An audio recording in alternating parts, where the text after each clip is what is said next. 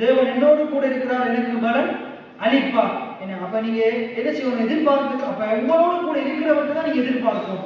நீங்க யாரிடத்துல எதிர்பார்க்கணும்? ஆண்டவரிடத்துல எதிர்பார்க்கணும். நம்முடைய ஆண்டவர் நன்மை செய்கிறவராக இருக்கிறார். எத்தனை பேர் ஆமென் சொல்லுங்க? இந்த விசுவாச வாழ்க்கை என்பது நான் கடந்த 2-3 வாரமா பேசிட்டு இருக்கேன்.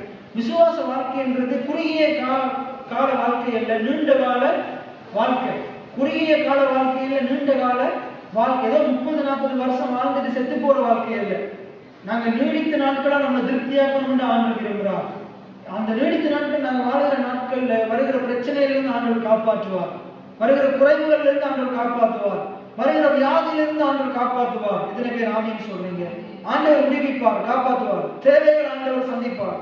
நாமளும் சொல்ல தேவைகள் ஆண்டவர் சந்திப்பார். ஆண்டவர் உங்களோடு கூட இருக்கிறார். அவர் முடிவு பரியந்தம் உங்களோட கூட இருப்பார். பைபிள்ல சொல்றார், உலகத்தின் முடிவு பரியந்தம். என்ன சொன்ன? உலகத்தின் முடிவு பரியந்தம் சகல நாட்களிலும் என் ஆண்டவர் என்னோடு கூட இருக்கிறார், என்னோடு கூட இருக்கிறார். அவர் எனக்கு பலன் அளிப்பார்.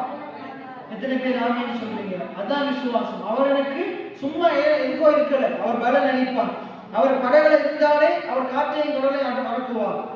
அவர் கூட இருந்தாலே கடலின் மேல் நடக்க முடியும். எத்தனை பேர் ஆமென் சொல்றீங்க? அவர் கூட இருந்தால் அவர் செய்த கிரியை செய்ய முடியும், அதற்கு மேலேயும் காரியங்களை செய்ய முடியும். என உங்களுக்குள் இருப்பவர் உலகத்தில் இருப்பவனை காட்டிலும் பெரியவராக இருக்கிறார். எத்தனை பேர் ஆமென் சொல்றீங்க?